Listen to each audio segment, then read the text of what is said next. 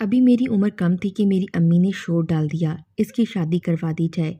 मैं तो अपनी शादी का जिक्र सुनकर हैरान रह गई कि शादी और मेरी, वो भी इतनी जल्दी। पर इसके पीछे भी एक कहानी थी। जब मेरी अम्मी की शादी हुई वो 30 साल की थी और अब अम्मी का मानना ये था कि लड़की जितनी कमसिन और खूबसूरत होती है उतनी जल्दी ही शौहर के दिल में जगह बनाती है, क्योंकि जैसे जैसे लड़कियों की उम्र बढ़ती है इनके जिस्म पर चर्बी चढ़ने लगती है। वो लाख चाहते हुए भी मोटी होती हैं, क्योंकि लड़की की या तो खूबसूरती देखी जाती है या फिर कमाई यानी कि तनख्वाह, और फिर इसके बाद सब कुछ मुश्किल हो जाता है। औरत की शक्ल अच्छी हो तो वो बुरे ससुराल में भी घर बना लेती है। पता नहीं अम्मी की ये साइंस दुरुस्त थी या गलत, लेकिन सब लोग तो यही कहते थे कि तुम्हारी माँ ठीक कहती है। इसलिए मेरी शादी भी कम उम्री में ही तय कर दी गई। मुझे शादी से ना तो कोई मसला था और ना ही कोई खुशी थी। मेरी उम्र 16 साल थी, मेरे अंदर अक्ल भी नहीं थी, लेकिन मैं अपनी शादी से खुश थी।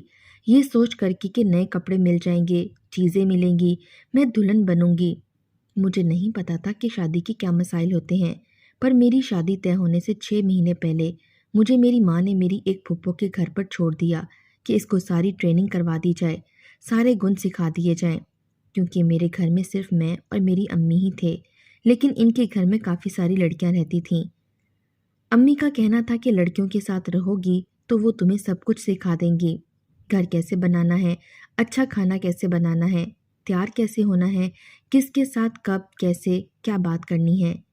यानी मुझे ऐसी तैयारी करवाई जा रही थी जैसे जंग पर जाने से पहले फौजी की ट्रेनिंग करवाई जाती है।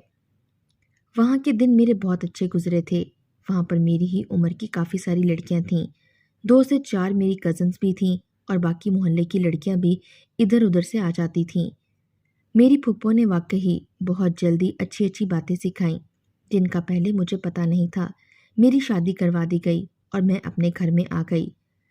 दुल्हन बनी कमरे में बैठी शौहर का इंतज़ार कर रही थी, लेकिन जब शौहर कमरे में आया तो हैरान रह गई, क्योंकि जो बातें मुझे मेरी फूफो ने बताई थीं इनमें से कुछ भी नहीं हो रहा था।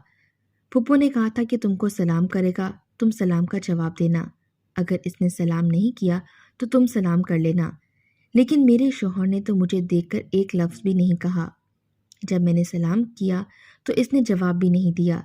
इसने मुझे मुंह दिखाई में कोई तोहफा भी नहीं दिया, बल्कि मुझे तो ऐसे महसूस करवाया जैसे मैं कमरे में बैठी ही नहीं थी। मुझे मेरी फूफो की बातें याद आने लगीं, जिनके मुताबिक अभी तक कुछ भी नहीं हुआ था। वो मुझसे दूर दूर भाग रहे थे। बाकी घर वाले तो ठीक थे, अच्छे तरीके से पेश आ रहे थे। दुल्हन के साथ की जाती सब रस्मात मेरे साथ की जा रही थीं, लेकिन मेरा शौहर मेरी तरफ देखना भी गवारा नहीं कर रहा था। मैं परेशान थी कि पता नहीं क्या बात है।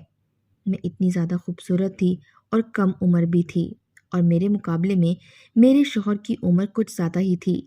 और जहाँ तक इसका वज़न बढ़ा हुआ था, मेरे साथ खड़ा हुआ और मुझे मेरा बड़ा भाई लग रहा था। इन्हीं दिनों हमारे घर में मुझसे मिलने के लिए रिश्तेदार भी बहुत ज़्यादा आ रहे थे। मुझे रोज़ तैयार होना पड़ता था।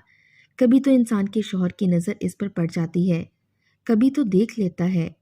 बीवी ने इतने सारे रंग पहने थे, क्या इनमें से कोई भी रंग इसकी पसंद का नहीं था जिसको देखकर मैं इसकी आंखों को अच्छी लग जाती।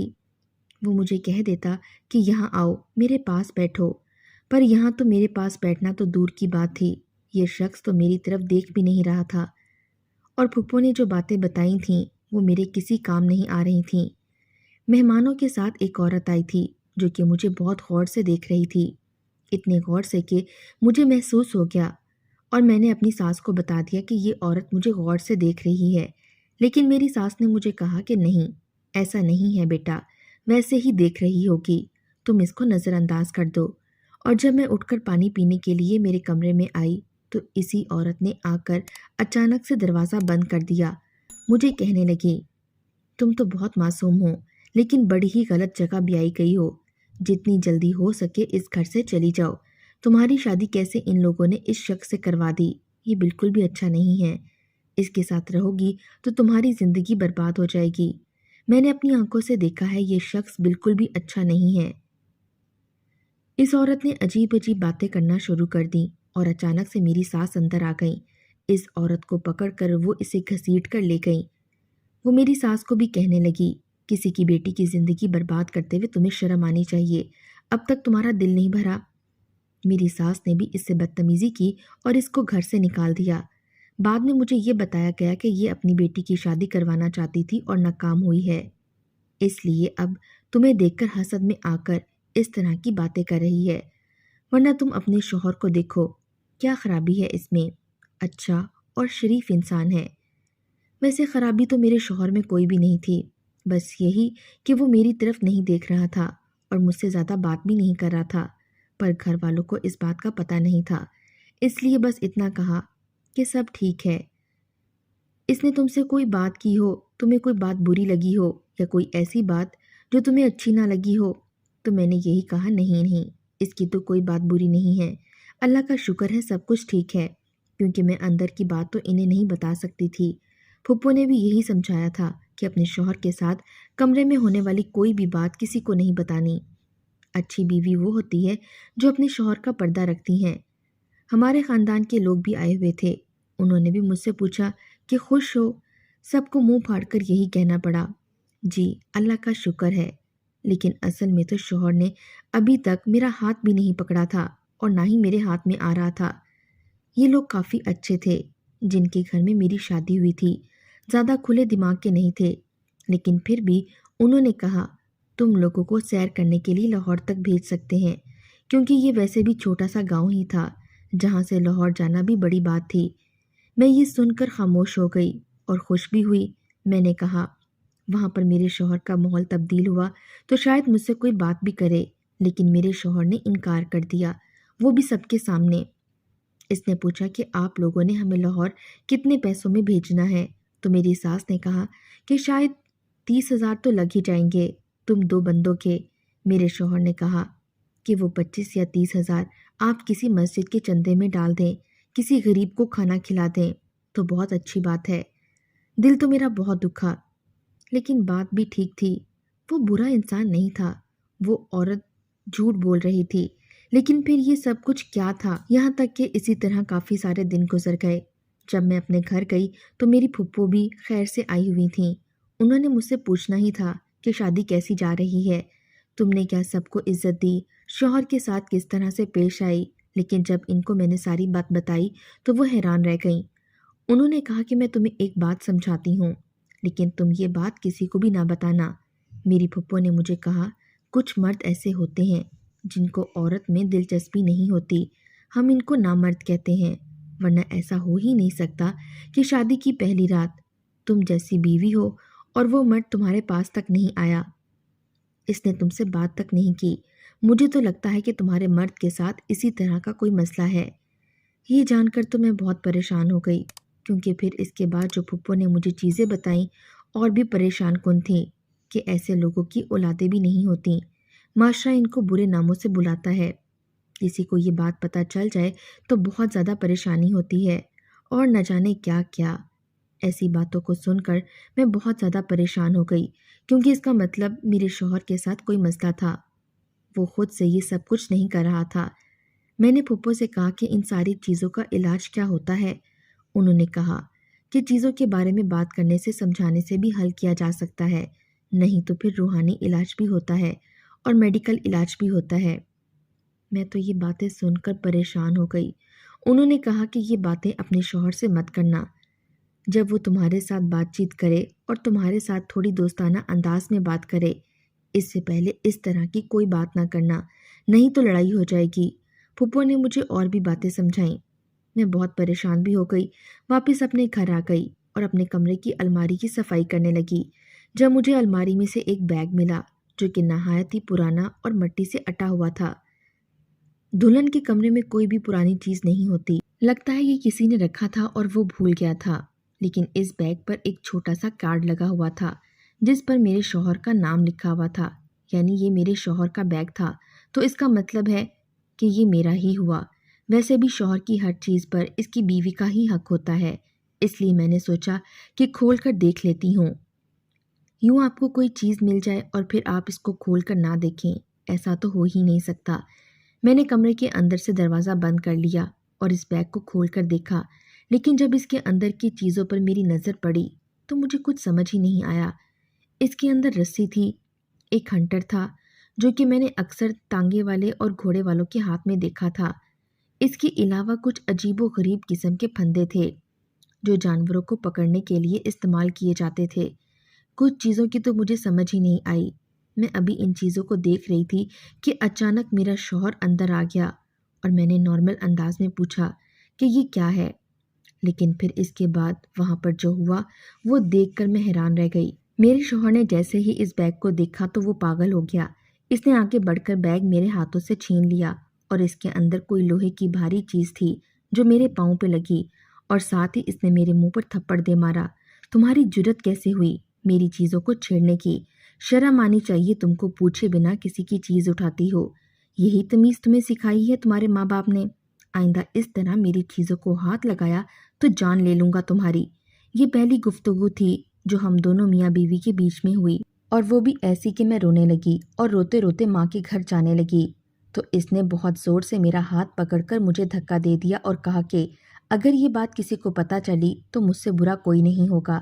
میں ایک سائڈ پر بیٹھ کر ساری رات روتی رہی۔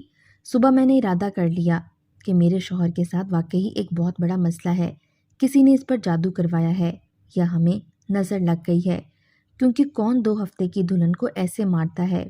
اپنی پھپھو کو فون کر کے یہ تو نہیں بتایا کہ رات کو کیا ہوا تھا، پر اتنا پوچھا کہ مجھے پیر بابا کے بارے میں بتائیں، تو انہوں نے کہا کہ جس علاقے میں تم رہتی ہو اسی علاقے میں ایک بہت مشہور بابا رہتے ہیں، تم اس کے پاس جاؤ، وہ تمہاری مدد ضرور کریں گے۔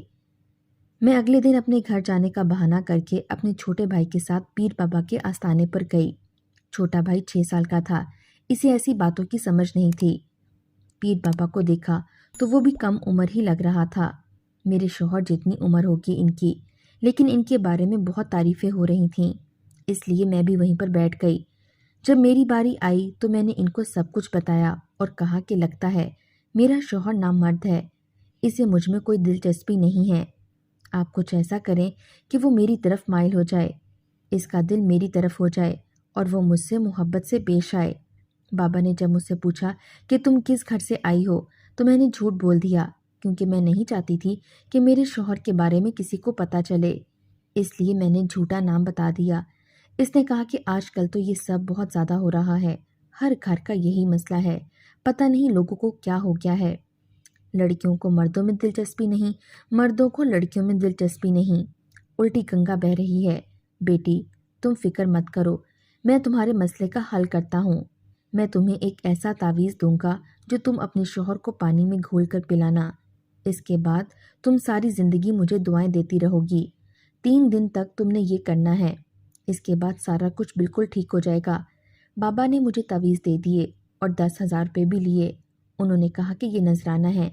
میں نے بابا کو کہا میں بار بار نہیں آ سکتی، اگر مجھے کوئی بات پوچھنی ہو تو انہوں نے کہا کہ میرا نمبر لے لو، آرام سے مجھے میسج کر دینا، نمبر کے اوپر کسی عورت کا نام لکھ لو تاکہ کسی کو پتہ نہ چلے۔ وہاں پر ایک عورت بھی بیٹھی تھی، انہوں نے کہا کہ یہ بہت اچھے انسان ہیں، یہ سب کی مدد کرتے ہیں، ورنہ یہ بھی تو ہو سکتا تھا کہ اگلی دفعہ ضرور آنا اور پھر سے آپ کو پیسے بھی دینے پڑتے، اس لیے میں نے ان کا نمبر لے لیا اور تعویذ بھی۔ مجھے انہوں نے کہا تھا کہ پانی میں گھول کر اپنے شوہر کو پلانا ہے، وہ بھی 3 دن تک، رات کو سونے سے پہلے۔ ایک دن تو میں نے پلا دیا اور ایسا مجھے کچھ اثر نظر نہیں آیا۔ دوسرے دن بھی میں نے اپنے شوہر کو تعویذ پلا دیا، لیکن اس دن کچھ بہت عجیب ہوا۔ عمران کمرے میں بیٹھے تھے، جب میں باتھ روم سے باہر آئی تو میں نے دیکھا کہ میرے شوہر کے ہاتھ میں فون ہے۔ میں پریشان ہو گئی، لیکن پھر دل کو سکون آیا کہ نمبر تو میں نے ویسے ہی لڑکی کے نام سے سیو کیا تھا اور ابھی تک کوئی میسج بھی نہیں کیا ہوا تھا، مجھے ڈرنے کی کیا ضرورت ہے۔ میرے شوہر نے بھی فون ایک طرف رکھ دیا اور کچھ دیر خاموش رہا اور مجھے ایک بات بتائی، 2 ہفتے بعد ہم لوگ گھر سے چلے جائیں گے، ہم لوگ الگ گھر میں رہیں گے۔ میں یہ بات سن کر حیران ہو گئی۔ میں نے کہا کہ مجھے الگ گھر میں رہنے کا شوق نہیں ہے۔ اس نے کہا کہ تمہیں شوق نہیں ہے پر مجھے شوق ہے۔ میں نے کہا کہ پھر ساری دنیا تو یہی کہے گی کہ میں نے آپ کو آپ کے ماں باپ سے الگ کر دیا ہے۔ میرے شوہر نے کہا ان کے اور بھی بچے ہیں، میں ان کا اکلوتا بیٹا نہیں ہوں اور میں خود الگ رہنا چاہتا ہوں، اور یہ جو تمہارے ساتھ اکھڑا اکھڑا سا رہتا ہوں نا، جب ہم الگ رہیں گے تو پھر سب کچھ ٹھیک ہو جائے گا۔ میں نے کہا کہ آپ سب لوگوں کی وجہ سے لحاظ میں آ جاتے ہیں، تو میرے شوہر نے کہا کہ ہاں، ایسی ہی بات سمجھ لو، 2 ہفتے بعد ہم الگ ہو جائیں گے۔ ابھی مجھے بہت ضروری کام سے کہیں جانا ہے، پھر میں تم سے بات کرتا ہوں۔ جبکہ رات کے 11 بج رہے تھے۔ میں نے ان سے نہیں پوچھا، آپ اتنے دنوں بعد انہوں نے مجھ سے بات کی تھی، میرا ہاتھ پکڑا تھا، اس کا مطلب تعویذ کام کر رہا تھا۔ میرے شوہر نے آرام سے مجھ سے بات کی تھی اور مجھے یہ بھی کہا تھا کہ تمہیں الگ کر دوں گا۔ یہ تو ہر عورت کی خواہش ہوتی ہے، اور شوہر ساری زندگی بھی یہ کام نہیں کرتے۔ یہ تعویذ تو واقعی بڑا اثر کر رہا تھا۔ میرے تو سارے معاملات سیدھے ہو رہے تھے، مجھے کوئی مسئلہ نہیں تھا۔ اگر ہم الگ ہو جاتے تو مجھے یقین تھا کہ میرا شوہر نہ صرف مجھ سے محبت سے پیش آئے گا بلکہ ہماری زندگی خوشیوں سے بھر جائے گی۔ صبح میں نے یہی بات بابا جی کو بتانے کے لیے کال کی تو ان کا نمبر بھی آؤٹ آف رینج آ رہا تھا۔ پتہ نہیں وہ کہاں گئے ہوئے تھے۔ خیر، آج آخری تعویذ پلانا تھا اور میں بہت زیادہ خوش تھی۔ رات کو اپنے شوہر کو جیسے ہی میں نے تعویذ پلایا، اچانک اس نے میسج دیکھا اور مجھے کہا کہ تم نے مجھے تعویذ پلایا ہے نا؟ میں بتاتا ہوں اس کا مقصد کیا تھا۔ میرے شوہر نے مجھے مارنا شروع کر دیا، مجھ پر تشدد شروع کر دیا۔ اس نے مجھے بہت تھپڑ مارے اور ساتھ ساتھ مجھے یہ بھی بتایا اس پیر کا تو میں نے وہ حال کیا ہے جو کسی نے بھی کسی کے ساتھ نہیں کیا ہوگا۔ ابھی پڑا ہوا ہوگا نڈھال ہو کر، تمہاری جرت کیسی ہوئی یہ سب کچھ کرنے کی؟ مجھے عورتوں میں کوئی دلچسپی نہیں ہے اور تمہیں دکھ دے کر مجھے بہت زیادہ سکون ملتا ہے کیونکہ یہی میرا شوق ہے۔ اس لیے میں تمہیں الگ گھر لے کر وہاں لے جا رہا ہوں تاکہ وہاں میں یہی سب کچھ کروں۔ بہت لحاظ کر لیا میں نے تمہارا۔ میں نے چیخنا چلانا شروع کر دیا، یہاں تک کہ گھر والوں نے دروازہ پیٹنا شروع کر دیا۔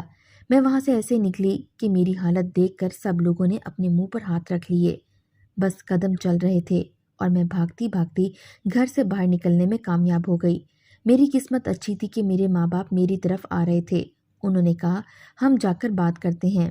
میں نے کہا کہ بس چلیں، مجھے یہاں نہیں رہنا، مجھے یہاں سے لے جائیں۔ وہ لوگ مجھے لے کر دروازے سے ہی پلٹ گئے۔ اب مجھے اس عورت کی بات یاد آئی، وہ بھی سچی تھی، اور پھر میرے شوہر کے بارے میں چھان بین کروائی گئی تو پتہ چلا کہ یہ عورتوں پر تشدد کرتا ہے اور اس سے پہلے بھی 3 عورتوں کے ساتھ یہی سب کچھ کر چکا ہے۔ وہ عورت مجھے یہی بتانا چاہتی تھی اور میں سمجھ نہیں سکی تھی۔ اس بیگ میں جو سامان تھا وہ بھی اسی حوالے سے تھا اور میں اتنی بڑی بڑی باتوں کو سمجھ نہ پائی۔ بابا صاحب انہوں نے جو مجھے تعویذ دیے تھے ان کے بارے میں بھی اس کو پتہ چل گیا تھا۔ ان پر بھی اس نے دھوکے سے اپنے پاس بلا کر تشدد کیا تھا۔ وہ بھی اس وقت ہاسپٹل میں تھے۔ میرا ایک بہنوئی وکیل تھا، اس لیے خلا کا کیس کر ڈالا اور مجھے خلا تو مل گئی لیکن میری زندگی برباد ہو گئی۔ اس کے بعد میں 6 سال تک اپنے گھر میں بیٹھی رہی، میرے لیے کوئی رشتہ نہ آیا۔ پھر 6 سال بعد مجھے ایک شخص کا رشتہ ملا، اس کی بیوی اس دنیا میں نہیں تھی اور پہلے سے 2 بچے تھے۔